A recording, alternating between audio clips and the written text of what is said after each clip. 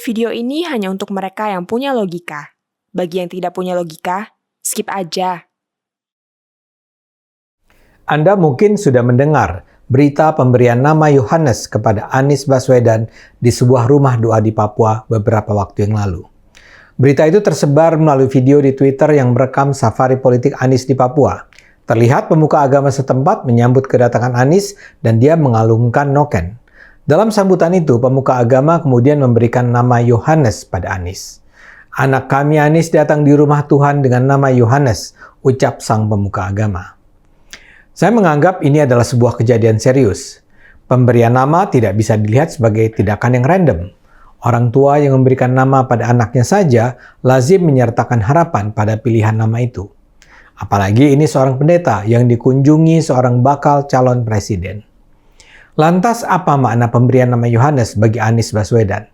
Saya rasa ini adalah semacam pengagungan Anies sebagai seorang tokoh besar yang akan menjadi pemimpin umat Kristen. Untuk video ini saya merasa perlu mempelajari berbagai literatur tentang Kristen. Apa yang saya pelajari mengenai Yohanes sangat menarik. Saya menemukan Yohanes adalah sebuah nama yang punya arti sangat penting dalam dunia Kristen. Ini yang menyebabkan banyak orang tua Kristen memberi nama baptis Yohanes pada putranya. Ini bukan nama sembarangan. Arti nama Yohanes dalam agama Kristen berasal dari bahasa Ibrani yang bermakna Tuhan Maha Baik. Lebih jauh lagi, Yohanes adalah nama dua manusia suci, santo, yang paling dihormati. Pertama, Yohanes Pembaptis, pendahulu Yesus Kristus. Kedua, Rasul Yohanes, sahabat dan murid Yesus yang menulis salah satu Injil, Injil Yohanes. Karena mulianya nama itu, Yohanes lazim dipilih sebagai nama penyandang jabatan atau nama keagamaan pada sejumlah kaisar, raja, dan paus.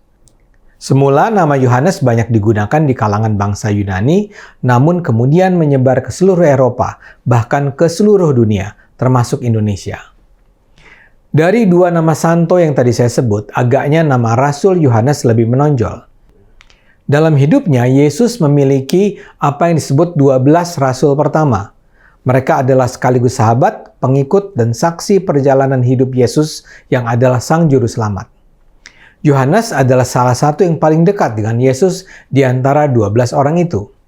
Digambarkan dia memiliki hubungan dekat secara pribadi dengan Yesus dan berperan penting sebagai saksinya, sebagai pemimpin gereja, dan sebagai pewahyu.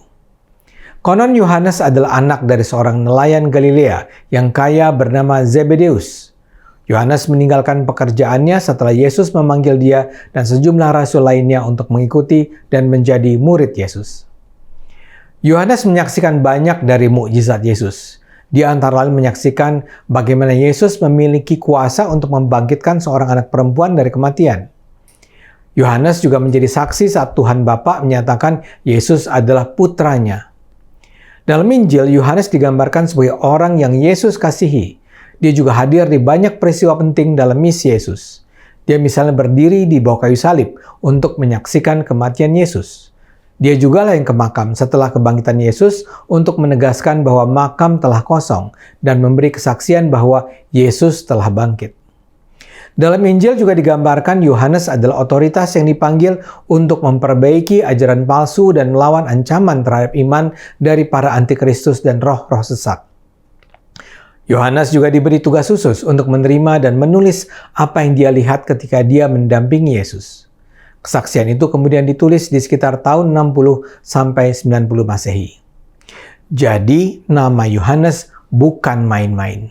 Dia adalah tokoh suci, sahabat, pemberi saksi, rasul, dan sekaligus penulis salah satu Injil. Jadi, mengapa Anies menjadi dianggap layak untuk disejajarkan dengan Yohanes yang luar biasa itu?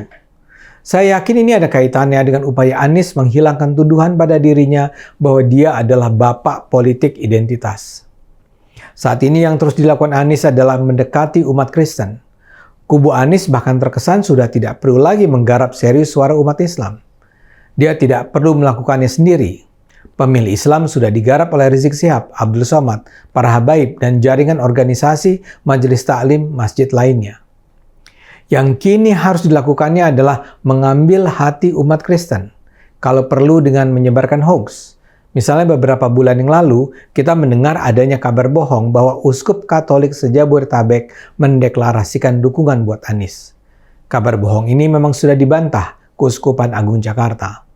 Memang benar ada pertemuan antara Anies dengan pemimpin Keuskupan Agung Jakarta, Kardinal Ignatius Suharyo, namun itu cuma sekedar pertemuan biasa di mana Anies berpamitan karena sudah menyelesaikan masa jabatannya. Tapi di luar hoax itu, dukungan terhadap Anies bahkan secara real datang dari sejumlah pendeta. Beberapa bulan yang lalu misalnya beredar video di media sosial pengakuan dari sejumlah pendeta yang seakan menepis anggapan bahwa Anies intoleran. Itu disampaikan dalam Munas Gereja Pentakosta di Indonesia beberapa waktu yang lalu. Dalam video tersebut, para pendeta memuji-muji Anies yang dianggap memberikan perhatian dan bantuan bagi pengembangan gereja di Indonesia. Pada awal September, Anies bahkan dinobatkan sebagai Bapak Kesetaraan Indonesia setelah meresmikan Gereja Pentakosta di Indonesia, Jemaat Yordan Gading Geria Lestari Cilincing.